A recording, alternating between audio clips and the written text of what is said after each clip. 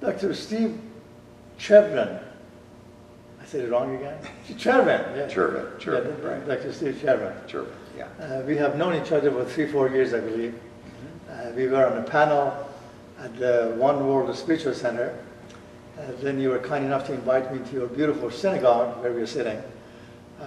Sometime later, that I enjoyed spending time with you. Then you came with me to the Baha'i Unity Center where I spoke. And then you also invited me to one of your classes. What's the name of that place? The Jewish Community Center. The Jewish Community Center. So we have known each other for quite a while, and I thought that it would be a good chance if we come together and talk about some of these general issues. And so the first question for me is that, would you tell us a little bit about yourself and your synagogue and your involvement in it? Okay. Well, I'm Jewish, and we are in a Jewish synagogue, as all synagogues are Jewish. I'm a Jewish educator. Some people ask me if I'm a rabbi, and a rabbi is a little bit different designation, professional designation. So technically, I'm not clergy. But my training is academic, so I have a doctorate in education. Yeah. And I focus on Jewish education. And I spent a year in Israel studying at the Hebrew University of Jerusalem, and that gave me the foundation for a strong Jewish background, although of course I had learned Jewish subjects growing up as a child. Right. And this synagogue, how long has this synagogue been in Buckhead here? Do you know the history of it? So this synagogue is one of the oldest synagogues Yes. in Atlanta and is the largest conservative synagogue, and has been here in Buckhead, I believe, since 1958, although it started in early 1880s. So it's over 100 years old. It's over 125 years old, and began as a synagogue serving primarily refugees, Jewish refugees from Eastern Europe. It has since become an all-purpose, congregation that represents a spectrum of people from across the Jewish community. All right. I gave you a list of general questions. I'd like to see your perspective, and I'll give you my perspective in a few words, and then we will chat a minute or two on each subject, if you wish. So I'd like to know your understanding of the question of God in general. Well, there's a big one to start off with. Big one. So let me say, in terms of for Judaism really is that religion that introduces the concept of a God, of a single God, into the world. Yeah. Certainly the notion of gods existed before there were Hebrews or Israelites, as they're called in the Torah or in the Bible. But the idea of one God is credited by virtually all historians and scholars to the Jewish people. Yes. In ancient I times, understand, some 3,000 plus years ago. So that's where we start. The idea of God obviously varies tremendously. But within the Jewish community, and there's certainly a range of different kinds of beliefs about God and ways of relating to God, there's still the main core ideas are one God, and that in contradistinction, let's say, to Christianity, that God doesn't assume a human form, but God is in fact incorporeal or immaterial. God has no body. Okay? So God is understood as the creator, the first cause, the source of justice, the source of righteousness, the source of mercy. In fact, all of the positive values that we think of in the world, we credit God as being the ultimate source of all of those things. Thank you very much. This was a beautiful summary, so I don't really have to say much, except that also from the Baha'i perspective, God is understood as what we call the unknowable essence. Nobody can understand the essence of God. But as you said, beginning with the Jewish tradition, Abraham and Moses and so on, we came to understand the notion of one God. And Baha'u'llah further elaborates, as you also so eloquently stated, that we understand God as a source of virtues, as a source of goodness. So we do not attribute the evil that goes around us as part of God, but rather as the opposite of God. So therefore, in that sense, we are in total agreement. Very good, very good. Yeah. So the next question is prophets. How do you perceive the idea of prophets? And who are these prophets? So let me first start out with a sort of traditional or classical view of prophets, which we find in the Bible. So all of those prophets are found in the Bible, in the Tanakh, and they are essentially defined as individuals with whom God had a personal communication with, and God, that message or communication that God gave to them, they were meant to then communicate that message to others. In some cases it was the kings of Israel, in other cases it was to the entire people of Israel. And so Moses is considered the greatest prophet who had a special kind of relationship with God, and the Torah says he was the only prophet who knew God face to face. That has to be understood metaphorically, but there's some sense in which there was a greater sense of intimacy or closeness between God and Moses, as opposed to, say, God and Isaiah or Jeremiah or Ezekiel or Amos or Hosea or a number of other prophets that we have. But all of them, and it really was the rabbi and the scholar, 20th century theologian Abraham Joshua Heschel, whose monumental work on the prophets really explored these issues, but the essence of it was that a prophet gets a message from God and communicates that message, becomes God's spokesperson on earth. So that's a sort of classical. I think a more liberal or more contemporary view would be somebody who is, in line with the prophets, a moral leader. So the prophets, in virtually all cases, were people who preached messages of the importance of morality, of righteousness, of justice, as opposed to, let's say, the priests who were focused more on ritual, on religious ritual. The prophets emphasize moral behavior. Isaiah, for example, said, take away from God, in God's name, saying, take away from me your fast, your ritual fasting, feed the hungry. That's what the message really should be. The practice and making a difference for other people.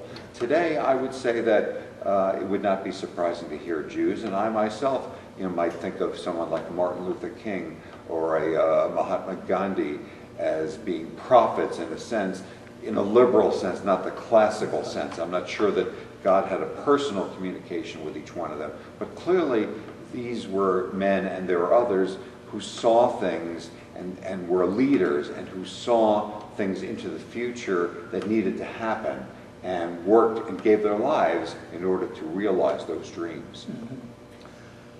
Total agreement again. The way I have understood it from the Baha'i writings and all past religions is that we have main prophets like Abraham and Moses, and from other traditions, Buddha and Zoroaster and Jesus and Muhammad and Baha'u'llah in the Baha'i faith. We know them as, we refer to them as manifestations of God. They're like perfect mirrors who had the message from that source, which we call God, and then shared it with humanity at large. And then we had lesser prophets like Isaiah and many others, particularly in Jewish tradition, that there were lesser prophets who worked under the direct direction of that main prophet, Moses, who gave us messages. And then, of course, there were great individuals like Martin Luther King and Gandhi and others who led us toward virtues, toward goodness in one way or another. And then in a broader sense, I believe it's also in the Jewish tradition that we are all made in the image of God. Do you have that tradition? Do you accept that vision that ultimately there is part of that God in us if we open ourselves up to Him? Absolutely. Yeah. I mean, in Genesis we have exactly that line, which is the source of what you just said, that God created us in God's image. In the image of God, He created us, male and female. He created them. So that's obvious, absolutely. And the notion of a divine spark in each one of us, an element of holiness that exists in each one of us, that is an aspect of the divine soul. And so that as human beings, we participate in the divine soul. We're part of God. We're part of God. So in that sense, particularly I see it more in the Baha'i writings, perhaps you can enlighten me with regard to the Jewish tradition also, that evil as such does not have an existence. Evil is the absence of light. It's just like darkness. And the more we promote that light, which is like Moses, into the world, the more that darkness would go away. What are your thoughts in that regard? I think that's exactly it, and I think that's a lot of Jewish thinking, which goes again in somewhat different directions, and there are different philosophies. But I think that that's a core belief. Certainly, that evil does not have an independent existence. Yes, that's the idea. Because in that sense, it would go to a sort of dualism like Zoroastrianism, right. And again, as a monotheistic faith, then everything in some sense has to originate from God, but there's a sense that God did not create evil, right. But there's a question about the spreading of the light, and that, right. And that as human beings who participate in the divine soul and have a spark of God, a holy spark within ourselves, it's our responsibility to spread that light. Right. And we choose to either spread it or not to spread it. If we don't, then there can be evil. There can be darkness and there can be evil. Exactly. Religion. Give me your thoughts, again, in a minute or two, on the question of religion in general. What is religion? I think religion, let me break it down a little bit by talk about religious experience or spiritual experience. I think all human beings have the capacity for spiritual experience. And I think that some people, just like physical development, or musical or theatrical or artistic, it's a capacity that we all have in potential. Some people are able to actualize it to a larger extent. So it varies from person to person, but I think we all have the capacity for it. Religion is typically, or religious institutions, religious organizations are that. There are communities of people who come together in order to share spiritual experiences. But because they are communities and organizations, they participate in all the strengths and weaknesses that humans have when we form organizations. Mm-hmm. So there are positive aspects of religion and negative aspects of religion. Okay. Let me elaborate on this a little bit and then ask you for a little feedback on the question of religion. The way I understand it, again from all the holy writings, including the Old Testament, New Testament, and Baha'i writings, and Quran, and the rest, is that religions, we refer to religions as those communities that have a founder, like Moses, who created Judaism, like Jesus, who created Christianity, and so on. So, and it is that congregation, under that manifestation of God, under that prophet, which gradually, as time passed, there were differences and disintegration and so on and so forth. But the definition that Baha'u'llah gives to religion, I wanted to reflect on it and see what your thought is that religion, whatever its name is, should be the cause of love and affection among the humankind. If it creates animosity and division, it's not really religion, it's antithesis of religion.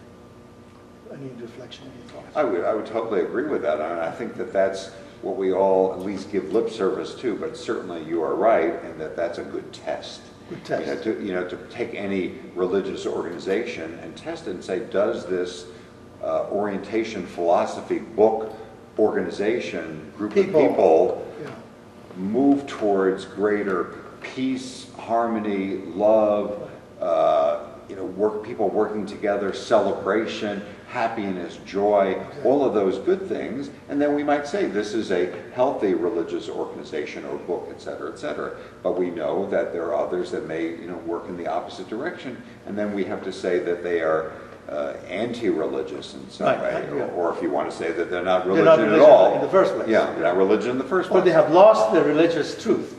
They've lost religious truth, right? Because when we say the religion or God or Moses is about love and kindness and harmony, and we come to a place where it is the opposite of it, that spirit is not there anymore. Mm-hmm. That God is not there anymore. Mm-hmm. Mm-hmm. Yeah. We agree? All right, comes to the question of life after death. Any thought on that?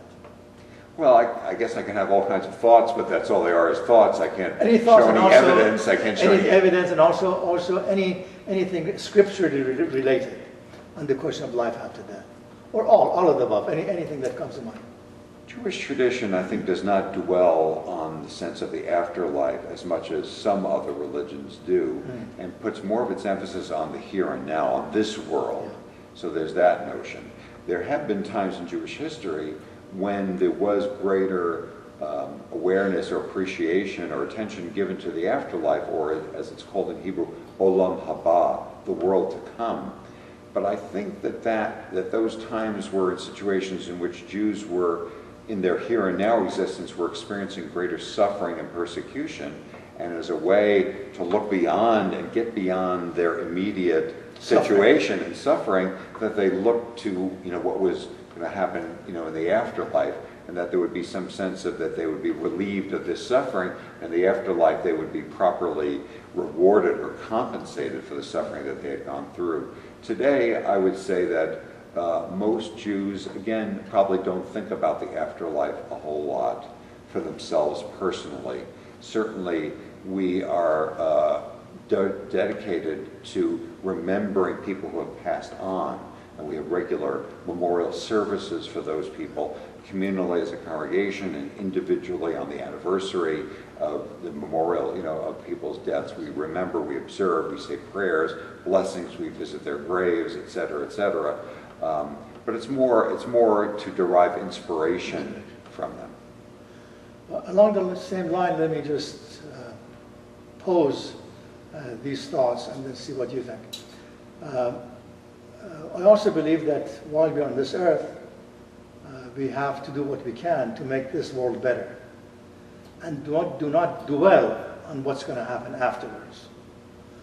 But at the same time, it's my understanding, based on religious writings, not based on my own personal understanding, that there's a soul, and this soul is our connection to that God or Master of the universe, and that this life is not in vain, and that people of faith like to believe, based on the holy writings, that there's life after death, not in the physical form, but in the spiritual form, for us to advance to that highest source of goodness, which is God.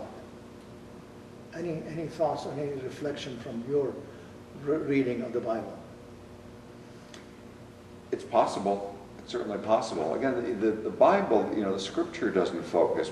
Really, we'll talk about in the book of Daniel. We have some references to those who sleep in the dust, and that's a reference to people who have died.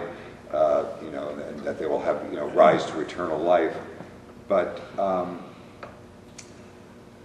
think it's not. It's just not an issue that most Jews will focus on. I think the issue of soul, though, I think is a very important concept, absolutely, for Jews. And in terms of holiness, that's how we connect with God, is through the vehicle of holiness. God says to the Israelites, "You shall be holy, for I, the Lord your God, am holy." So the question that the rabbis in their commentaries ask is, what does that mean to be holy? And then the Torah, of course, then describes the various different commandments, the mitzvot, that we are to participate or to perform. And it is through our actions and our character that we participate in holiness. So we take the everyday activities of life, the ordinary activities, and we lift them up to godliness. So people talk, we can say all kinds of words, and some words are more constructive than other words. A conversation that deals with holiness, that speaks to two people of different backgrounds getting together and conversing to reach greater understanding with each other, and to provide greater understanding, for an audience. Well, this is a holy act. Yes. So this is something that we can do, and we differentiate between. It nurtures both of us, and we come to a higher level of understanding. Exactly, and hopefully our viewers will do the same Yes. as a result of participating or at least watching our conversations. That's our hope. Yeah. All right, let's move on to the next one. How do you see the purpose of life? What is the purpose of life? Why are we here?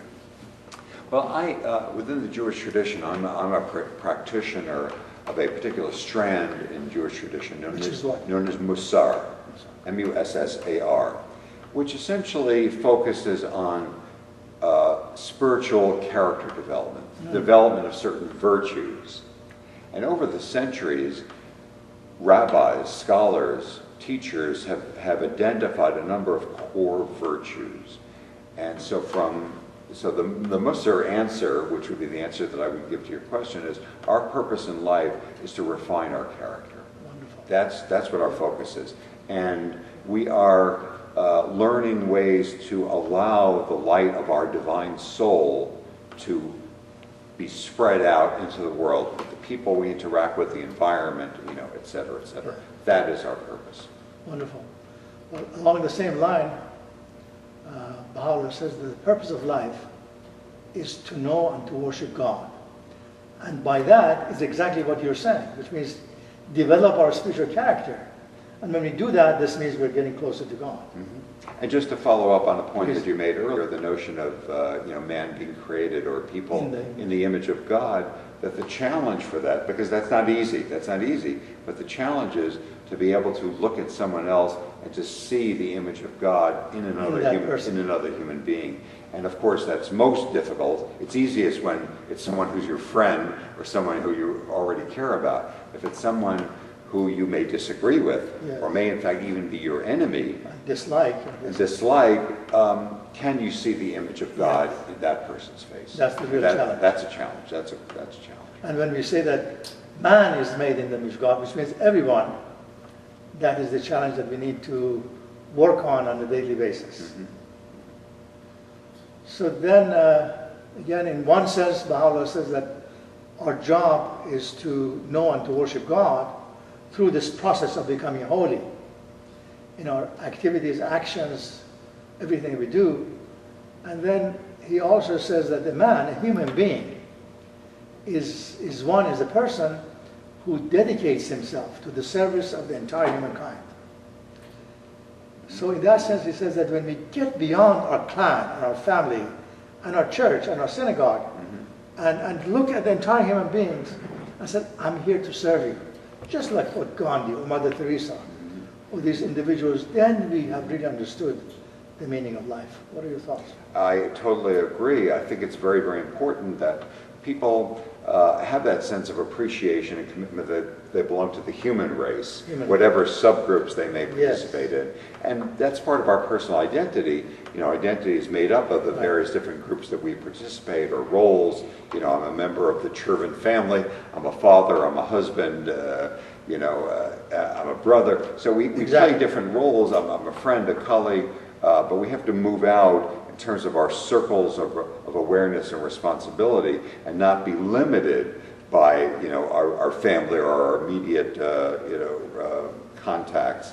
We have to start there, but we have to allow that circle to expand so that it does include people on the other side of the world, people who look very differently from ourselves, etc., who live very different lives, speak different languages, participate in different cultures, etc., etc. Are members of the same family. Are members of the same family, ultimately. As you were talking, I was just thinking that the more we limit the circle, it seems to me, whether to the family or clan, or even the nation, or the synagogue or church, whatever it is, we would have the tendency of becoming, it seems to me, prejudiced or limited. And the more we understand the broader nature, that everyone is the child of God, the more unprejudiced and open we become. It may have been possible at previous points in history when people mainly had awareness of their own, ethnic group, their own clan, exactly. But today, in the year 2015, and in the 21st century, when technology and travel, et cetera, and communication has made it possible for us to have tremendous awareness instantaneously of people in so many other places around the globe. Not everywhere, because there's plenty of places that we still don't have real contact with, that we don't know what's really going on there. But the fact that we have so much awareness and knowledge and information about life everywhere around the world forces us, I think, requires us, compels us to develop a sense of commitment and responsibility towards that entire globe of people. Wonderful. One more question for this segment, and that is your understanding or perception on the question of miracles in religions.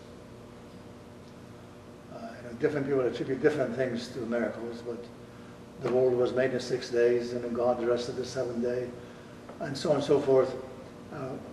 It's actually a dual question. Do we take these things literally in the Bible, or know that there are deeper meanings? And the second part of it, are these things, what do you think about the question of miracles? Again, I think that there are two different directions that I would go with this. One is the more sort of classical, traditional, and the other would be a more liberal, modern, contemporary. So the classical, traditional would be to understand the miracles that are discussed in the Torah and the Bible, literally. The way they're described, that's how they happen. How do you understand it? Now, moving forward, I don't necessarily take them literally. And I would still use the word miracles, but not necessarily to describe how those things happen. I think that the ways that those stories are written clearly was meant to reflect that that was the understanding of those events, of the Red Sea parting, that it was a miracle. Had I been there at that time and had the Red Sea parted like that, I probably would have experienced it as a miracle too, regardless of, assuming it did happen, regardless of how or why it happened, if it happened. Okay? I don't know if it happened. Maybe it did. If it did, then we certainly would have experienced it as a miracle. On the other hand, today, I would say, and this is certainly borne out by other Jewish sources, so this isn't my own original idea, there are many things that happen today that we see around us, everyday miracles. So, for example, it could be flowers. It could be human beings. It can be love. It can be the birth of a baby. Life transitions, survival, these things that, if a conventional, traditional definition of miracle is God intervening to cause something supernatural, something that doesn't abide by natural law, I would turn it around and say that there are things that happen naturally that I would call miracles, right, just because they're so wonderful. Yeah. They're so wonderful. Well, I think along the same way that you do. I also look at all of these things that I read in the Old Testament, the New Testament, and other holy writings as primarily stories or allegorical or miraculous events that could have happened, may have happened. Some of them could have happened. But Baha'u'llah explains that the real miracle of manifestation of God is in the transforming power of the Word of God. How this Bible transformed millions of people who abided by it. So we see the Word as the real miracle of manifestations. And those other things, even if they happened, in my humble personal understanding, they did not physically happen like this. But even if any of these things happen, it is only for those few people who were around them. For the greater masses of humanity, it is read the Word, understand the Word, see if it changes you, and that is the real miracle. Mm-hmm. And look for other kinds of miracles in your own environment. In your own environment as well. Thank you. Thank you so much. Let's conclude this segment, and then we'll have a few more questions for the second segment.